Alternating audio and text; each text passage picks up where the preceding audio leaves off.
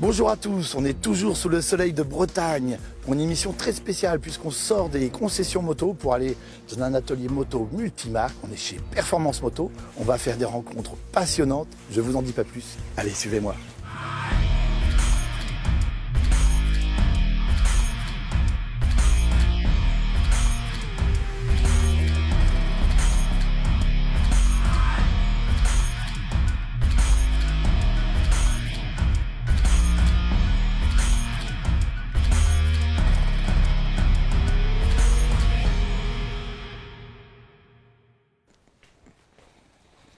Salut Cédric, tu vas bien? Oui, très bien. Merci de nous accueillir. Merci à vous de venir. Et ben alors, là on n'est pas très loin de Brest. On est à Landivisio, sur la RN12 entre Morlaix et Brest. Oui. D'accord. Un spot de motard?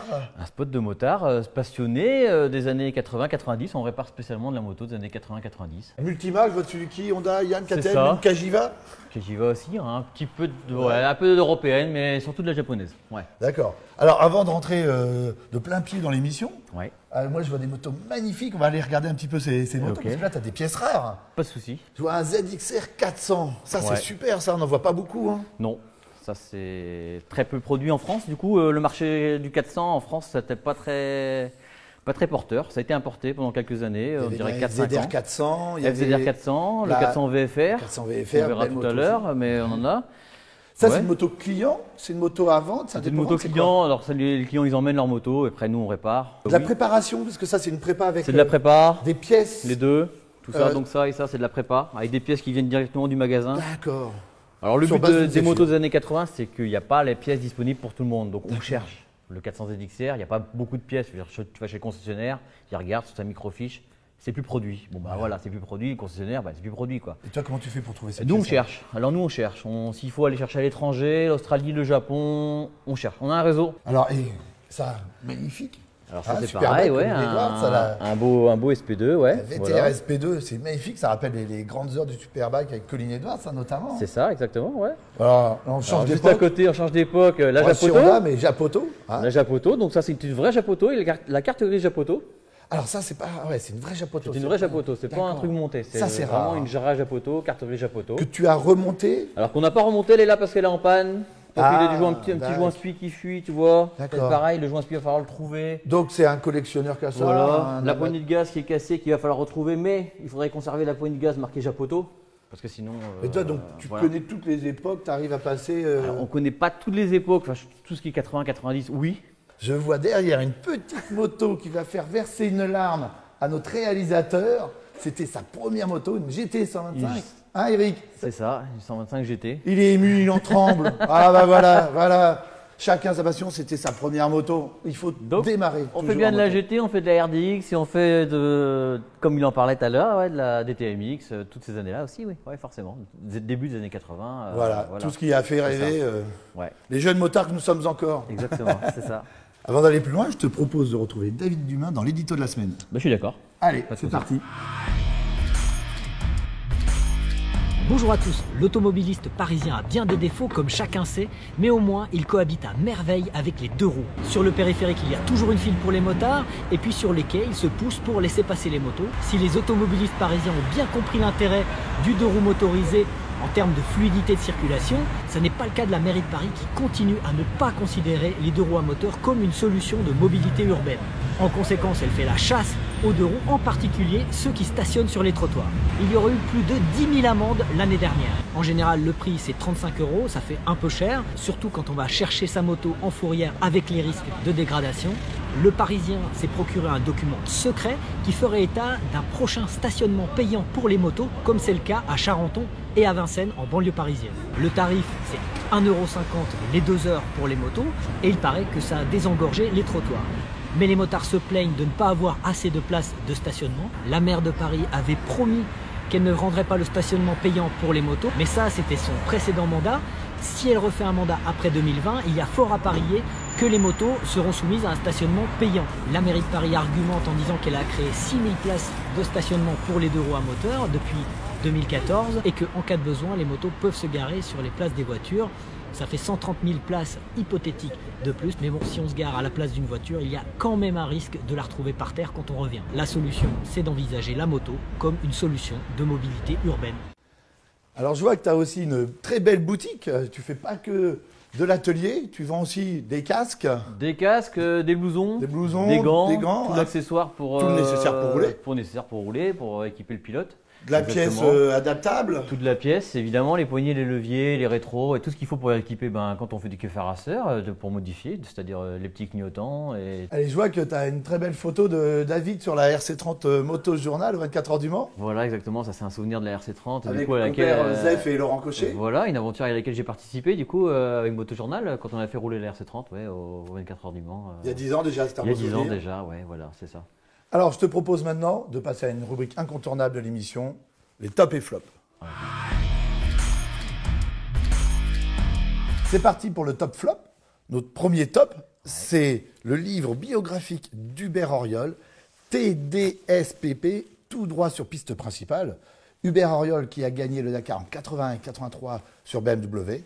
On se souvient en 87 de la Cagiva. Et en 87 sur la Cagiva Explorer lors de son duel avec Cyril Neveu, où on se souvient de ces images terribles où il se casse les deux chevilles, il arrive et il dit qu'il arrête la moto. C'était un souvenir incroyable. Oui.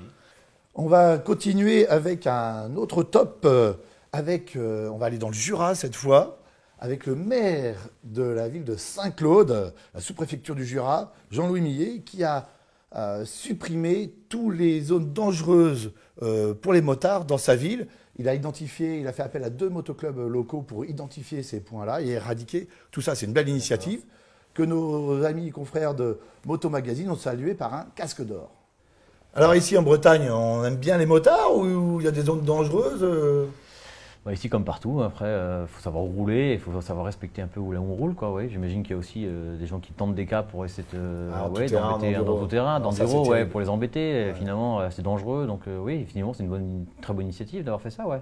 Maintenant on passe au flop avec du tout-terrain. Et à la manche du SXUS Arlington, un bloc pass sévère de Tyler Bowers sur Justin Barcia. On regarde la vidéo tout de suite. Est-ce que tu fais un petit peu de cross? Pas du tout. Moi, c'est que de la vitesse. Oui. Je crois que tu as brillé en course de côte dans la région. J'ai brillé en course de côte. J'ai été champion de Bretagne, oui, en 98. J'ai commencé en 98 jusqu'à j'étais champion de Bretagne en 2008 et après vice-champion de Bretagne, ça a suivi jusqu'à j'ai arrêté en 2011 quand j'ai ouvert le magasin. Je vois que tu vends aussi de la visserie ProBolt. Effectivement, c'est quelqu'un avec qui on travaille, qu'on a besoin souvent pour les motos. Ça tombe bien parce qu'on a été rencontrer Jean-François Bonnelaise, alias Jeff, qui distribue la marque ProBolt des visseries très particulières qui ont un lien avec les Grands Prix. C'est notre rubrique TechnoShop. 2 têtes sont mieux qu'une. Ce qui se fait de mieux pour ma moto.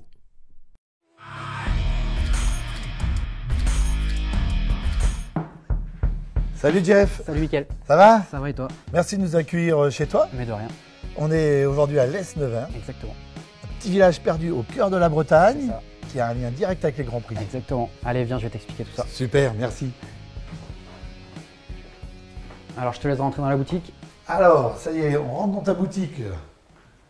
Super. Dis donc, il y a plein de vis de couleurs, de toutes les couleurs. C'est incroyable. Oui. Alors, ton cœur de métier, c'est la visserie moto. C'est ça. La visserie ProBolt, c'est ça? Exactement, la visserie anglaise ProBolt. C'est anglais et toi, tu es distributeur? Sur la France. Alors, quel rapport avec toutes ces vis et les Grands Prix moto? Alors, aujourd'hui, en Grand Prix moto, en compétition plus particulièrement et en GP, ils sont à la recherche de poids. Et toute la visserie qu'on propose est, entre autres, disponible en titane. Le titane est 60% plus léger que l'acier d'origine. D'accord. Et sur une moto de Grand Prix, par exemple, on peut gagner jusqu'à 4 à 5 kg, ce qui est pas négligeable. D'accord. Toute ta visserie titane? Toute la visserie n'est pas en titane, on la propose en 3 matériaux. En aluminium 7075, en acier inoxydable A4 316 marine et en titane grade 5. Mais alors, Jeff, comment est née ta passion moto? Alors, comment est née ma passion moto? Quand j'étais branleur, à l'âge de 12, 13, 14 ans, je regardais les GP à la télé, enregistrés sur VHS, les regarder encore pareil. et toujours, exactement. L'époque d'Olivier Jacques, Biaggi et On autres. a les mêmes cassettes à la maison. Exactement. Alors, qu'est-ce qu'elles ont de plus, ces visseries pour le GP? Alors, si on prend l'exemple du GP pur et dur, donc sur le titane c'est un matériau qui est 45% plus léger que, 45%. que l'acier inoxydable. Je vais te montrer tout simplement. Si tu prends deux vis identiques en termes de taille, je te laisse les sous-peser. Donc, tu as une vis en acier, une vis en titane. Effectivement, on sent beaucoup moins la masse celle-ci. Exactement. Et alors, ce traitement de noir, qu'est-ce que c'est exactement ce traitement noir par rapport à celui-là? Alors, ce traitement noir, c'est un traitement particulier qu'on est les seuls à faire. Ça s'appelle un traitement DLC. C'est un traitement noir qu'on peut aussi retrouver par exemple sur les bas de fourche Suzuki ou alors sur les montres haut de gamme comme les marques Rolex ou autres. Par exemple, le traitement de ces vis qui sont faites à l'unité sont faites exactement au même endroit que chez Rolex. Alors, il paraît qu'à 50 ans, il faut avoir au moins une Rolex. On peut au moins avoir une vis qui vient de chez Rolex. Exactement. C'est déjà pas mal. Exactement. Donc ça, on peut avoir une moto très haut de gamme. Exactement. ProBolt équipe combien de teams sur les Grands Prix? Ça représente quoi? Alors, il y a plusieurs catégories de teams qu'on équipe. Il va y avoir les officiels qu'on sponsorise, comme par exemple marque VDS, ou alors toutes les écuries KTM pour qui on fabrique la visserie. KTM Factory? KTM Factory Racing, Red Bull, donc que ce soit en Grand Prix, en Formule 1, en F1 également. En F1 pour le Paris-Dakar. Mais à côté de ça, nos vis sont recherchées, donc 80% du paddock s'équipe chez nous directement. Alors tu veux dire que les vis que tu vends ici à l'Est-Neuven, moi, motard lambda, je peux commander les mêmes vis qu'il va y avoir sur les Formule 1 comme sur les motos de marque VDS ou en Grand Prix? Ce seront exactement les mêmes. Alors ça, c'est vraiment impressionnant. Alors on peut gagner combien de kilos sur une moto en changeant toute la visserie? Ça peut varier, mais on peut parler de 2 à 4, 5 kilos sur une moto, donc sur une grande... C'est conséquent. Exactement. Merci Jeff et félicitations. Mais de rien. Et puis à bientôt sur les Grands Prix. On se voit très vite sur les Grands Prix. À bientôt. Mans. Salut. Ciao.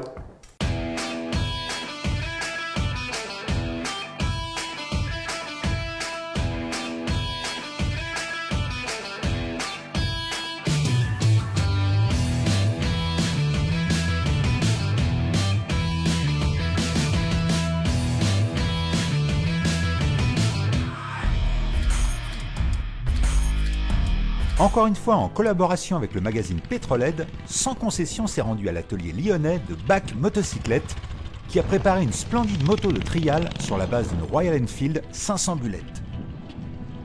Le bruit du monocylindre est si envoûtant qu'on a immédiatement pris la tangente. On a quitté la route pour prendre la voie des champs et on s'est même permis quelques escapades dans des endroits inattendus de la périphérie lyonnaise. Le sélecteur très éloigné du pied nous a contraints à quelques contorsions, mais on n'est pas obligé de changer souvent de rapport car les relances en deuxième suffisent à se faire plaisir, surtout avec un carburateur Hamal réglé aux petits oignons. Au niveau de la partie cycle, la fourche tape un peu en butée, alors que les amortisseurs latéraux Agon encaissent parfaitement. Après le plaisir d'essence, celui des yeux, on a fini par poser la belle sur sa béquille. On n'a pas abîmé les jantes de 21 pouces à l'avant et de 18 à l'arrière. Pas une égratignure non plus sur l'échappement fabriqué maison par le chaudronnier de BAC Victor. On ne peut s'empêcher d'admirer une nouvelle fois le réservoir en alu brossé, séparé par une sangle en cuir, sorte de languette au milieu de laquelle trône le splendide bouchon poli type Monza. Le cuir, on en retrouve à l'arrière sur le côté gauche avec une petite sacoche latérale très rétro, mais aussi avec la selle monoplace. En fait, un siège en cuir épais à gros bourrelet. On est vraiment tombé sous le charme de cette BAC Limited. Votre rubrique Garage Prod vous est présentée par Esquad. Retrouvez toute notre collection sur esquad.fr. Esquad, Define for Gears, led by technology.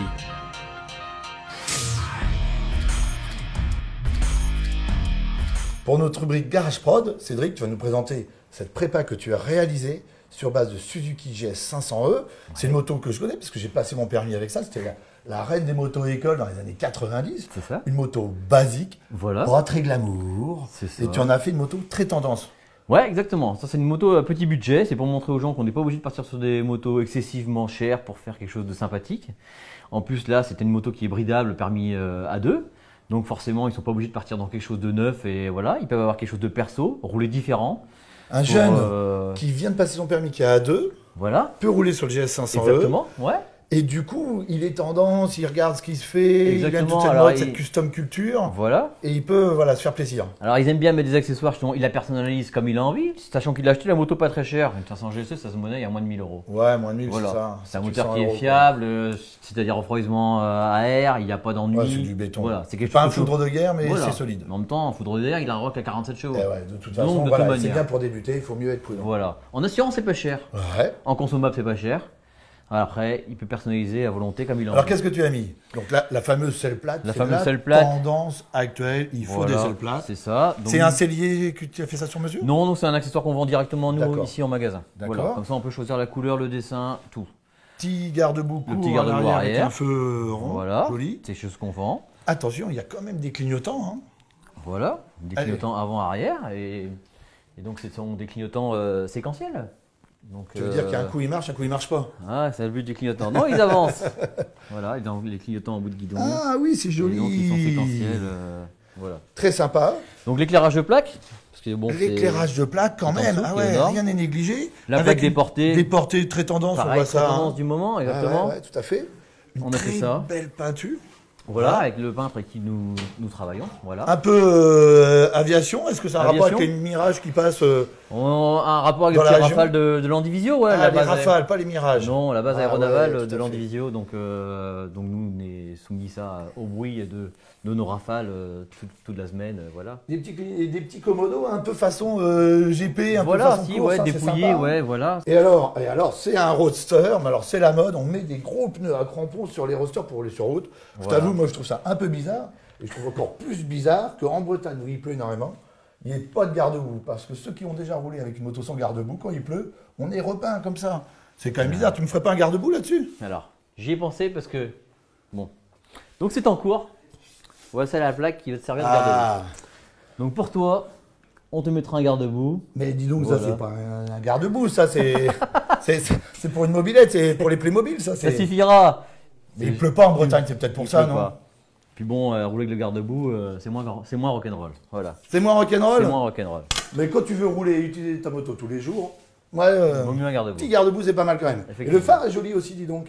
C'est un phare à LED, ouais, oui, c'est l'éclairage LED, voilà. Alors, cette moto, le budget de préparation, on a dit la moto, moins de 1000 euros. Moins de 1000 800 euros, alors là, on arrive dans une prépa avec la peinture tout complet, on arrive dans une prépa à 1200, 1500 euros, voilà. Grosso modo, t'achètes ta GS 500, 800 euros, 1002 de prépa, 2000, Voilà. 2000, Ouais, 2002. 2002, voilà, tu repars avec un Un truc véhicule très comme ça, tendance, voilà. ouais, voilà.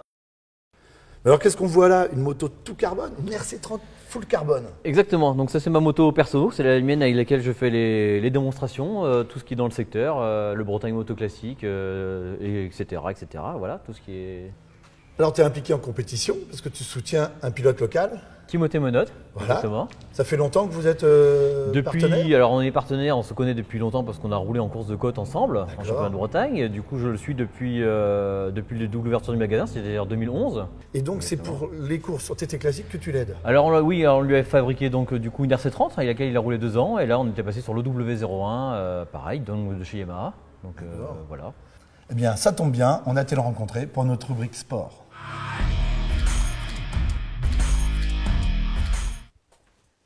Tim! Oh! Tim! Ouais, c'est qui? Ah, c'est Mickaël, tu vas bien? C'est le mic. Moi, vas j'ai bien réussi à te trouver hein, quand même.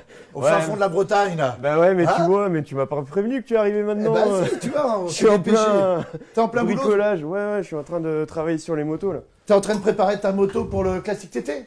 Ouais, alors ça c'est l'OW de Cédric Performance Moto. Et D'accord. là je suis ici en train de bosser sur la géométrie de la moto. Parce qu'on a des petits soucis, enfin j'avais des petits soucis. C'est une l'année moto dernière. avec laquelle t'as déjà roulé à l'île de Man. Ouais, alors cette moto, j'ai fait 2 années, j'ai fait 2016-2017. D'accord. Et j'ai fait ma meilleure place avec, c'était 8ème au classique, en superbike. Il faut dire que Timothée Mono, c'est un pilote éclectique, c'est un pilote de course sur route. Et là, Tim, donc, tu prépares cette moto parce que l'île de Man, c'est quand même très exigeant. Ouais, voilà, alors c'est exigeant parce que on connaît le circuit dangereux et tout ça, mais c'est exigeant parce que c'est un circuit très rapide et on n'a surtout pas l'habitude de voir ça ici en France ni en Europe. Il n'y a que vraiment là-bas où c'est rapide, des grandes lignes droites et quelques endroits sinueux. Et c'est là-dessus que j'ai envie de bosser sur cette moto parce que je pêche un peu là-dessus. Quand as-tu roulé pour la première fois à l'île de Man? L'île de Man, c'était la première fois, c'était en 2009. Tu vois, j'étais allé là-bas, enfin, j'étais parti avec un pote à l'aventure et c'était le Manx Grand Prix. D'accord, Manx Grand Prix. Et Ouais. c'était quelle moto? Un Yamaha R6, quasiment Un R6. ouais, d'origine. D'accord. Voilà. C'était pas le classique TT qui arrivait après. Là, c'était le Manx. Mais si tu veux, en même temps que le Manx Grand Prix, t'as le classique TT. Voilà, c'est c'est mélangé plus ou moins. Et qu'est-ce qui te donne envie de rouler course sur route? C'était ta première course sur route? Tu faisais de la course de côte? Bah, course sur route, si tu as... J'ai fait de la course de côte, donc ça rentre dans le domaine course sur route. Et j'ai fait ça de 2000, les années 2000, donc j'avais 13 ans, je roulais en mobilette. Donc ça, c'était début en compétition moto. Ouais, c'est ça. la course de côte. Ouais, En mob. ici en Bretagne. En Bretagne. Il y a Ouais. des côtes en Bretagne? Ouais, on a 7-8 courses de côte. je D'accord, il crois, y a des cette année. virages en Bretagne. C'est bon à savoir ça. Ouais. D'accord. Donc, Tu vois, j'ai fait quelques années de course de côte. Et après, je me suis dit, tiens, je vais faire du circuit. Donc, je suis parti en Coupe Kawa. Mais là, j'avais plus le petit truc, la petite adrénaline que tu as sur la course de côte, un circuit qui n'est pas fait pour ça. Et moi, j'aime bien prendre des petits risques. Et du coup, je suis revenu à la course de côte. J'ai trouvé ça trop court. Et je me suis dit, bon, allez, qu'est-ce qu'il y a de plus grand? comment on fait pour faire rouler longtemps sur route à fond l'île de Man? C'est ça. Forcément, on parle de l'île de Man, Tourist Trophy. On est obligé de rendre hommage à notre pote Fabrice Miguet, Mig, qui s'est tué en août dernier à l'Ulster Grand Prix, une autre course sur route très très rapide. Je crois que tu as récupéré une de ces ZX10 qu'il utilisait à l'île de Man. Ouais, alors par l'intermédiaire d'un ami qui avait racheté sa moto à Mig, donc je l'ai récupéré là pour cette année pour essayer la 1000 Superbike pour la première fois cette année. On Ouais, verra jeter un ça. œil. Ouais, viens voir, Allez. elle est là, elle est à côté. Ah, on est dans Voilà. l'atelier là. Voilà, on est ici, donc tu vois, Voilà là la c'est ZX10 de Mig. c'est une ex Amig, ouais. Bon, Il y a elle un est petit peu de travail là. Ouais, Elle ouais, est pas elle est- prête. Hein. Ben, c'est ça, c'est l'hiver. C'est l'hiver. C'est l'hiver, voilà, l'hiver, on euh, roule pas, on mange gras. Et en, puis- voilà, et en Bretagne, on en profite pour mécaniquer. C'est ça. Donc là, j'ai envoyé les suspensions en révision et puis c'est tout ce qu'il y a à faire, le carénage en peinture et puis. Tu as déjà roulé en 1000 OTT? Jamais et j'ai jamais roulé en 1000 non plus. Donc ça va être ta première année que tu roules en 1000 OTT. Tu l'as toujours fait en 600. Voilà. Alors j'ai fait en 600 et en 650 et si tu veux cette année, j'ai pas réussi à trouver une bonne 650 dans un team anglais. Du coup, ben je prends cette 1000 et puis on verra, on essaiera. C'est la première fois que je roule en 1000. Bon, c'est un pari un peu osé, mais si ça le fait, c'est bien. Si ça le fait pas, je vais pas forcer. Et puis c'est Et tout. alors justement, toute cette vitesse supplémentaire va augmenter le risque, l'adrénaline. Et le risque aussi, ça te fait pas peur ces risques sur course sur route? Ouais, ça me fait peur, mais je me connais, je suis pas un foufou, tu vois, je roule vite, certes, peut-être, mais je vais pas aller au-dessus de mes pompes et je suis pas con. Je suis pas con. T'assumes Ouais, le truc ouais. et tu le fais en... Ouais, c'est voilà. ça. Et si ça va trop vite, ben je rends la main. Voilà. Tout simplement. Mais C'est pour le plaisir. en fait, ma catégorie de prédilection va être de la 600. Et l'année dernière, j'ai fait une super bonne place. J'ai amélioré mon chrono. Enfin voilà, j'ai fait une très bonne perf entre nous Français. J'ai fini devant les petits copains. Et je veux améliorer ce chrono-là. Là, je suis dans une bonne dynamique et je pense que la 1000 va. Enfin, j'espère que la 1000 va m'aider parce que c'est un peu plus puissant, un peu plus lourd. Et le fait de retomber dans une catégorie un peu, inférieure Ouais. va, je l'espère, m'aider là-dessus. Alors je crois qu'il y a une difficulté supplémentaire qui s'ajoute à la puissance de la 1000, c'est que tu as une faiblesse au bras gauche pour tenir la moto. Oui. Alors bon, j'ai eu un accident de la route en 2010 qui m'a valu être hospitalisé quasiment un mois. Et en fait, j'ai eu un plexus brachial, c'est un étirement des nerfs et tout ça. Le bras était sectionné. Enfin, on m'a regreffé de la peau. Tout un Incroyable. bazar. Mais voilà. Et Après, tu tiens les motos quand même, tu arrives à piloter, tu as de la ouais, sensibilité. c'est un peu handicapant, je pense. Ouais. Mais maintenant, j'ai pris l'habitude de rouler comme ça et puis ça fonctionne pas trop mal. On te voit en photo là avec des R6, Voilà, j'ai roulé en 600, en 650 Kawa Lightweight, Kawa. en électrique aussi. Ah ouais, en électrique Ouais, j'ai aussi. roulé en électrique, ouais. Ça doit être bizarre, pas de bruit. Eh ben, ouais, c'est curieux, mais c'est pas déplaisant. On dirait un gros scooter, genre un 500 T-Max, mais qui fait pas de bruit, tu vois. Ah voilà, alors c'est une nouvelle catégorie que vient d'inventer Team. On va faire le TT avec mon scooter, une catégorie scoot. Et tu as roulé en RC30 aussi.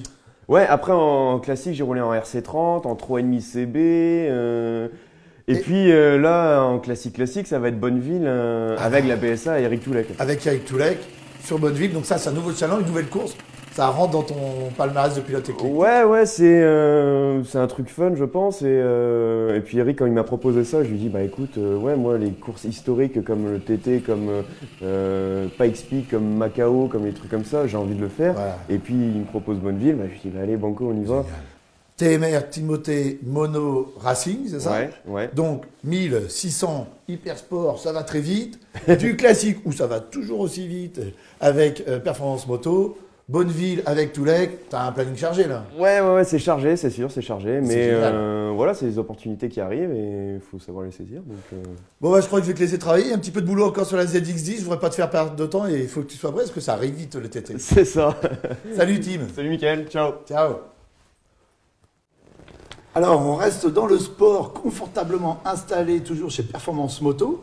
On reçoit Olivier. Bonjour Olivier. Bonjour, Mickaël. Alors Olivier, c'est un journaliste, rédacteur en chef et qui a créé Motomaniac Magazine, le magazine des motards bretons. Tout à fait. Ça fait combien de temps que tu as créé ce magazine? Le premier numéro est sorti en septembre 2015, donc ça fait 3 grosses années. 3 grosses années. Et qu'est-ce qui t'a motivé à lancer un magazine dédié aux motards bretons? Grande question. L'idée, c'est de mettre en valeur surtout ce qui se fait dans les concessions et aussi dans les garages des particuliers, pour montrer aussi les pilotes amateurs dont on ne parle pas beaucoup. Donc là, ça permet notamment de montrer ceux qui roulent en promo sport et qui ne gagnent pas forcément. Il y a beaucoup de pilotes bretons? Oui, il y a plus de 3000 licenciés à la Ligue Bretagne. D'accord. Tu parles de l'actualité, mais aussi de tous les résultats sportifs. Tout à fait. Alors, on le trouve où, ce magazine? On le trouve en kiosque sur toute la Bretagne. D'accord. Et bien sûr sur abonnement. Sur abonnement, c'est un magazine qui paraît tous les combien? Tous les 2 mois en période estivale, on va dire. D'accord. Et tous les 3 mois en hiver où c'est plus calme et il y a moins d'infos à véhiculer. 3,50 € dans toutes les bonnes librairies, bretonnes exclusivement. Merci beaucoup d'être venu. Merci à très bientôt. Toi. À bientôt. Bah, dis-moi, tu as un superbe atelier là. Sympa la poignée de porte. Hein. C'est le demi-guidon d'un GSE. GSE encore. Tu recycles toutes les pièces. Rien ne se perd. Là, tu es tout confort pour bosser. Tu t'es bien installé. Là, on travaille, ouais, c'est ici que donc on répare toutes les motos, ouais, là. Et tu peux fermer et être au chaud. Exactement, ouais. Travailler en Bretagne, il ne fait pas toujours au chaud. Non, du coup, l'atelier est chauffé. Et ben, dans ce superbe atelier, c'est le moment de passer à notre rubrique Web Atelier. La rubrique Web Atelier vous est présentée par La Bécannerie, tout l'univers du deux roues. La Bécannerie, c'est du choix avec plus de 500 marques et plus de 200 000 références. Une livraison rapide grâce à notre logistique performante. Un service client composé de spécialistes de roues et un SAV réactif. La Bécannerie, toutes les pièces, équipements et accessoires pour votre deux roues. Nous avons vu dernièrement comment entretenir sa fourche. Pour ce Web Atelier, nous allons voir comment remplacer un joint de speed fourche. Donc c'est assez simple. On commence déjà par enlever le cache-poussière. Voilà, qui ici il est en mauvais état, donc ce sera quelque chose qui sera changé par la suite. En dessous il y a un clip. On enlève toujours le clip. Voilà, identique, pareil, qui tient le joint SPI qui est ici, qui est en dessous. Qu'on conserve. Qu'on conservera le clip, qu'on ne changera pas. Ici on démonte le bouchon de fourche. Alors vous pouvez le démonter quand il est monté et serré directement dans le T de fourche, ce qui est plus facile, sinon vous mettez votre clé à choc pour le desserrer. Mais voilà, c'est une fourche très répandue, la SV630, Voilà. c'est un modèle qui s'est énormément vendu, donc c'est des fourches qu'on est amené à retrouver. Et puis c'est un Exactement. modèle tout à fait classique. Donc il y a ici, donc là, la cale, l'entretoise qui vient sur le ressort. Donc à l'intérieur, la rondelle qui appuie sur le ressort, ressort qu'on retrouve ici. Pour les besoins de la rubrique, bien sûr, tu avais déjà vidangé la fourche. Donc le ressort, attention parce qu'il a un sens. Ici non, mais il y a du ressort progressif et du ressort linéaire. Quelquefois ils sont un peu plus serrés. Donc quand vous le démontez, vous regardez bien dans quel sens vous l'avez démonté. Oui. Voilà. Donc ici il y a une vis. Donc voilà, donc vous la desserrez. Donc ou vous prenez un outil qui tient ici, ou vous prenez comme nous ici la clé à choc. Voilà. Et là, tac, il est démonté. Forcément, avec une clé à choc, on est dans un Ça vrai va atelier de beaucoup plus moto, on a tous les outils qui Si vous permettent n'avez pas l'outil, de vous faciliter. pouvez le démonter à la clé à laine, normal. Ça prend Voilà. un peu plus de temps, mais ça se fait bien. Exactement. Et après, pour enlever le joint SPI qui est ici, il va falloir tirer dessus. Voilà, le joint SPI il est là, le tube il sort pas, donc on va tirer dessus. C'est ça qui va extraire le joint SPI. Ah oui, il faut y aller quand même Voilà. un petit peu. Il ne faut pas hésiter à faut pas forcer un hésiter. peu. On Voilà. dit souvent que la mécanique, il ne faut pas trop forcer, mais là, il faut y Non. aller un peu de pogne. Voilà, exactement. Donc voilà, notre joint SPI il est là. Voilà, donc le joint spi mort, il est là. Voilà. Le joint spi à remplacer. Et à quoi on voit qu'il est mort? Alors ça, difficile de le voir. En général, la lèvre est un peu abîmée, déchirée, mais ça se voit à l'œil, on le voit pas. C'est surtout parce qu'on a des fuites sur la fourche, Voilà, et c'est comme ça qu'on s'en est aperçu. Quoi. Donc au remontage de la fourche, au préalable, on aura démonté donc notre cartouche, qu'on aura nettoyée à la fontaine ou autre chose. On aura inspecté l'état des bagues de friction, c'est-à-dire celle-ci est en bon état, celle-là est déjà usée. Donc, on remonte notre tube, voilà, pareil, identique. Notre vis qu'on a laissé au fond, qu'au préalable on aura changé le joint, parce qu'il y a forcément un joint qui tient notre vis, sinon l'huile elle coulerait par terre.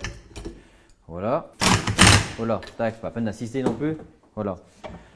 Donc là, tout est serré.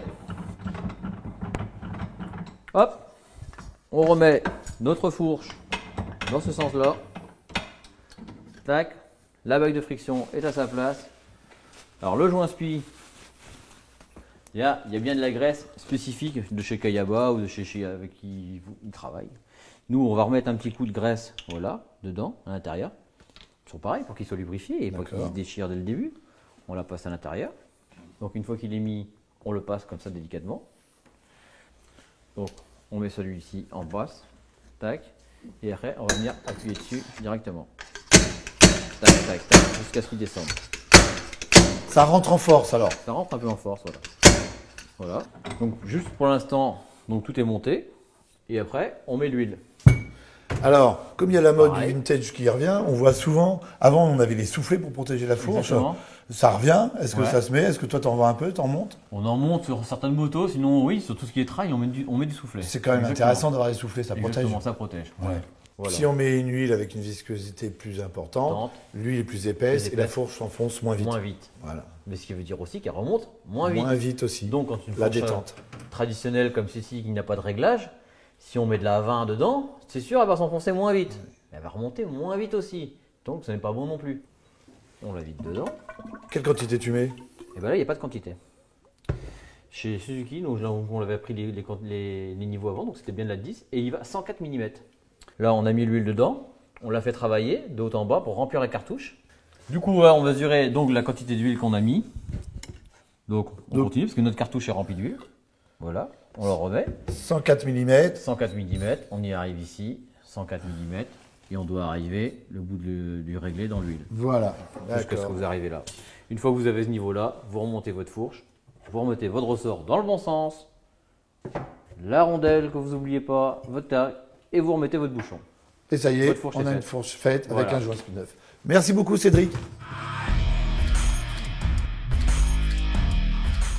Salut Eric. Bonjour Michael. Écoute, enchanté de nous retrouver en Bretagne. Eh ben, merci, on est chez Timothée Mono. Merci d'avoir apporté cette BSA. Une BSA que tu prépares pour Timothée, pour Bonneville fin août. Tout à fait. J'ai rencontré Timothée il y a quelques mois maintenant. Et l'idée m'est venue de sortir d'un ensemble de pièces détachées que j'avais collectées il y a longtemps déjà. Et de recréer donc cette fameuse M22 BSA. Empire Star. Empire Star, Masterpiece of Industry, comme c'était dit à l'époque, qui a été construite de fin 1936 à début 1938. Cette Empire Star, c'est une moto de record? Alors, cette Empire Star, comme toutes les motos d'époque de course, se basait sur la moto de série. D'accord. Et était un petit peu, on va dire, allégée, hein, comme ça se faisait à l'époque. Elle était quand même très très proche des motos de série. Mais cette moto, particulièrement en 1937, va faire un record avec ce moteur. Hein, qu'on a là devant nous. Et tournée à Brooksland avec Val Handley. Le fameux anneau en Angleterre. Voilà. Et va quand même rouler à une vitesse. La Gold Star, c'était l'accrochage de cette petite médaille si on dépassait 100 miles sur un tour. Le ton. Et le ton du Titi. Et donc, l'idée est non pas aujourd'hui faire un record sur un circuit, c'est simplement de refaire une tranche de vie pour tous ces gens qui aiment la moto, vous, moi, les passionnés de moto ancienne ou moto moderne, et tout le monde a envie d'aller sur le lac Salé un jour ou l'autre. Et et voilà. Et l'idée, c'était aussi d'y aller avec une moto chantante, je dirais, pas être dans la course effrénée de technologie. Pas de moto moderne, pas de moto à compresseur, turbo, tout ça, c'est pas la vitesse absolue que vous allez chercher, mais un record d'une catégorie. Voilà, oui, tout à fait. Alors il y a justement une fenêtre, car très peu de BSA ont été utilisés sur le lac Salé. Elles sont au nombre de 3 dans cette catégorie. Ah oui. Et le record à battre est de 202 km/h. Bon, c'est à notre portée. C'est à votre portée, oui, tel que tu l'as préparé là là, aujourd'hui, pas vraiment, parce qu'aujourd'hui, elle est capable de 170, 175 km/h. Le lac Salé, c'est en altitude. On perd tout de suite des performances moteurs, à environ 20%. Donc, pour cette chose-là, elle va recevoir un compresseur. Ah, tu vas mettre un compresseur en plus, là, tel qu'elle est là. Voilà, avec des nouvelles, bien sûr, pièces mécaniques telles que Arbracam, Magnéto d'époque, mais Magnéto Racing. Et donc toute cette préparation mécanique, c'est toi qui l'as fait? Alors oui, pour l'occasion, oui. Et maintenant, bien sûr, assisté de l'équipe de Timothée, qui est quand même bien rodé, puisqu'on sait ce qu'il fait, notamment au Tourist Trophy. Merci beaucoup, Eric. Merci. Et bonne chance pour Bonneville. Et ben merci beaucoup. Et on va faire du mieux. Hein. Voilà. Bah, dis-moi, c'est quoi ça? C'est quoi ce piège là? C'est pas une moto de route ça? Alors si, non, finalement, c'est pas une moto de route. Mais il y a un garde-boue. Ah ouais, t'as mis un garde-boue quand même? J'ai mis un garde-boue quand même. Mais t'as viré les phares, tout. Voilà. Les routes, c'est quoi ça? Les CBF? Alors ça, c'est une CBF 600 montée pour le Dirty Saucisse. C'est un réservoir d'Hornet ça, non? C'est un réservoir d'Hornet. D'accord. Alors une coque arrière de W01. Ouais. Voilà. Bah alors là, on est route ça. On est route. Alors voilà. c'est quoi? Tu m'as parlé du Dirty Saucisse. C'est pour le Dirty Saucisse. Alors ça, c'est un événement organisé en Bretagne par Timothée Monotte, justement notre pilote. D'accord, c'est Tim qui fait ça alors. Voilà. Alors c'est quoi l'idée du Dirty Saucisse? C'est de rouler avec une moto dans la terre, avec une moto qui n'est pas adaptée pour la terre justement. D'accord. Tout est l'esprit flat track, dirt track un peu. Exactement, voilà. Bande de copains. C'est ça, ouais. Et je crois que le Dirty Saucisse, c'est fait pour aider Tim à financer sa saison de compétition. On regarde tout de suite des images du Dirty Saucisse, c'est bien trash, vous allez voir. Ne roule pas plus vite que ton ange ne peut voler, surtout sans frein avant. Tel est le slogan de la 4e édition du Dirty Saucisse, un événement bien délire organisé par Timothy Monod, qui se déroulera les 13 et 14 avril prochains à Brasparts en Bretagne, sur le site de la ferme de Guernandour, un nom qui sonne bien le breton, et l'on sait que nos amis au chapeau rond ont plus d'un tour dans leur sac. Ici, le principe est simple, se marrer entre copains, à labourer un champ façon dirt track avec des motos trafiquées, des scouts ratonnés ou n'importe quel engin à 2 roues équipé de pneus à crampons. Dans une ambiance de folie, mêlant délire mécanique et esprit bon enfant, la journée se passe en partie de franche rigolade. De la CBF 600 à tétine préparée par Performance Moto à la BM Fenduro Zébré de Timothy Monod, en passant par des 125 SR, des QR et autres mobs, chopper, jex ou quasi-épave endurisée à la sauce dirty, tout est bon pour se marrer guidon en main et poignée dans le coin. On arrive à la fin de l'émission. Merci tout le monde de nous avoir rejoints. Merci Cédric de nous avoir accueillis dans ton atelier chez Performance Moto. Merci d'être passé. Alors on vous donne rendez-vous le 13-14 avril au Dirty Saucisse. Et oui. Hein, et n'oubliez pas de liker, partager, commenter et de rouler à moto.